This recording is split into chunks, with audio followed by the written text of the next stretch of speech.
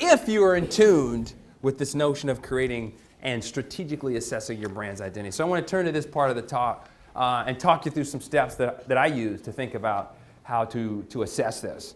First thing is very, very simple, related back to the Simon Sinek talk, which is to think about, define what the brand seeks to represent. Okay? Step one, define what the brand seeks to represent. Again, extremely shocking how many companies have not done this. When I go to companies, big companies, not just small startups, right? Not just folks that are constrained in terms of their resources, but big companies, you show up and you say, okay, what does your brand stand for? Let me see your brand vision. They're like, what? Or, well, we haven't looked at it in a while. We'll have to get that for you and show it to you. It's like, what? The brand, go back to these examples I've been showing you, the power of brand. Brand is an asset. You're managing it over time, right? You're managing this thing over time.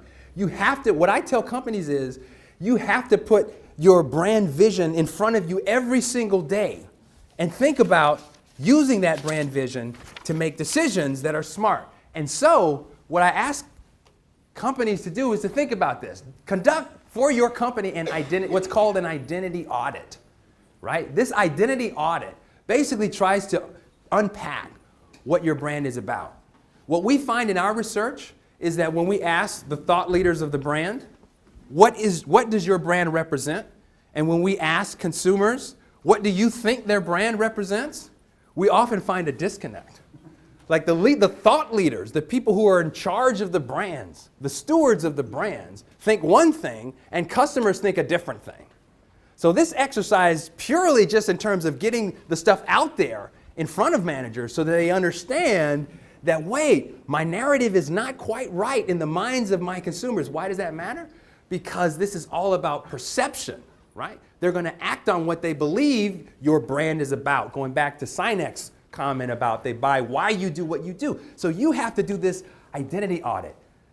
What is your narrative? Is it clear? Is it consistent? Is it well differentiated in consumers' minds? These are things that are not difficult to measure. This isn't rocket science. This is just asking the question and going out there and using the tools to measure these different things to be able to come up with an answer to these questions. The other thing that I always ask companies to do and to give a lot of thought to is to think about, where does your brand identity touch your consumers?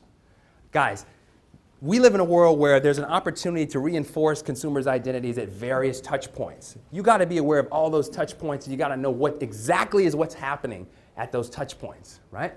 So where does your identity touch your consumers, and in what aspects and what ways does your brand make relevance or resonance to who they are in their day-to-day activities? This basically says, look, what you got to do is you got to become a little mini ethnographer, and you got to go out there where they are. I can't tell you how many companies are thinking about their customers and haven't even talked to them, haven't even gone out there to try to at least, let me sit down with these guys and girls and see what's going on in their lives. This was the first thing I told this professional football team to do.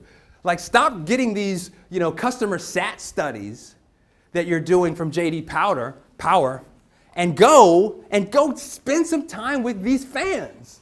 It's like, wow, that's a very insightful thing. How often do you think about your brand as a way to help make decisions? Take your brand vision, what I do every single day. Take my brand vision, take it out. When I'm thinking about making a decision, I ask myself, is what I'm about to do going to hurt or help this brand vision? Is what I'm about to do going to reinforce this or not? And if it's not going to reinforce the brand vision, the brand narrative, you don't do it, right? So that's what we always tell companies, conduct this identity audit. I got to go back to Disney. I love the Disney example, right?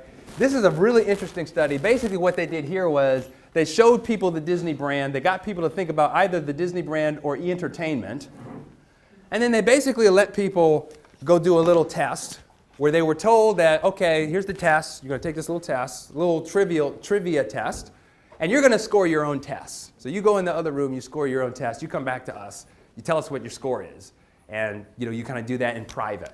What the participants didn't know was that the researchers were actually tracking whether or not they were cheating on this self-correction test. And what they found was, when you think about Disney, look at the black bar. The y-axis is the number of honest responses. When you think about Disney, you're actually more honest. You cheat less. in this particular condition. Okay?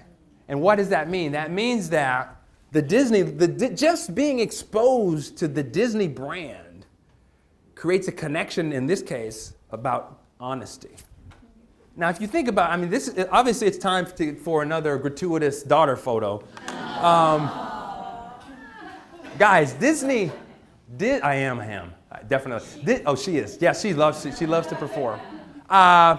Disney, see, this is going back to my point, right? I never thought that I thought I was this badass guy. I thought I was like, I'm an athlete, I'm all this. Look at me. I'm happy to put on a wizard hat and go act a fool. Why? Because I'm trying to connect. And my daughter, my wife is basically, she told me when we first had our child, she said, listen, we're going to raise our child completely gender neutral. I don't ever want to see any pink in this house. There better not ever be any pink. I'm just telling you right now. I'm going to buy her basically, gray camouflage pants and one. Okay. I'm like, Mom, listen. I know how to pick my battles. But this was interesting. We were walking home one day from school, and someone had put the pink princess castle out on the street on the garbage. So I'm walking home with my daughter, and we're walking past this trash heap, and there it is. And she, and she said, Daddy, what's that? I said, what's what? And she points to things. Daddy, what is that? And the clouds parted. And she said, and she would not let me go until I brought that thing home. I brought it home, I cleaned it up, and it was all over. From then on, it was like, oh, I am a princess. 4 years old. I am a princess and brand loyal. She was asking for the Minnie Mouse diapers. She would refuse to get, I'm not putting that, I want my Mickey Mouse shirt. I want my Disney shirt, Daddy. Come on, just get dressed, please. No, I want my Disney shirt. Disney knows what they're doing, right? Not just this result that has to do with honesty, but I actually visited Disney a couple years back. I was meeting with one of our Penn alums, a guy named Rich Ross, and basically, they told me, they said, we want to show you, the whole idea was they bring in these academics and they were going to show us some of the Disney magic, some of the secret sauce. The first thing that they did was they brought us in this room and they closed the door. And they said, we were all sitting there going, okay, this is kind of interesting. And then they come in with this book. So they walk in with the book. It's very quiet. And they place the book at the center of the table. And we're all sitting there like, okay, this could go sideways pretty quickly. Basically what this is the brand book. This is the brand Bible. It's 275 pages. And we all understand it. We have all read it. We have all studied it. We have all bought into it. This is what drives what we do. I was like, whoa. It's like, you would think it was like the Ark of the Covenant, but it was just like, but the companies that know, that think that brand is powerful, this is what they do. 275 pages telling you exactly what you can and cannot do with this brand.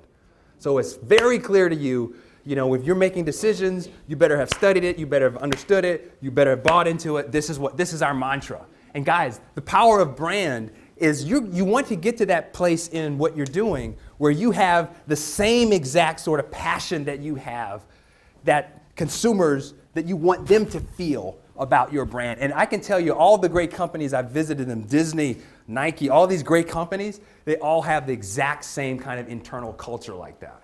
You go to Nike and it's like for an athlete, walking into Disneyland. It's like, it's all about sports. And everybody there celebrates sports, loves it, right? And so you're building this kind of DNA from the inside out in terms of your company. And what you do when you have great brands, just the fact that the brand exists and is well differentiated, consistent, and clear allows you to have things like this happen. This is another study. Let individuals come into the store and let them walk around the mall, either holding a Victoria's Secret bag or a plain pink bag, right? Then later on, measure to what extent they feel glamorous, beautiful, and sexy. That's the black bar and the y-axis, okay? Just walking around with the Victoria's Secret bag. makes you feel something different. Branding, assets, right? Loyalty, trying to create this notion of brand identification.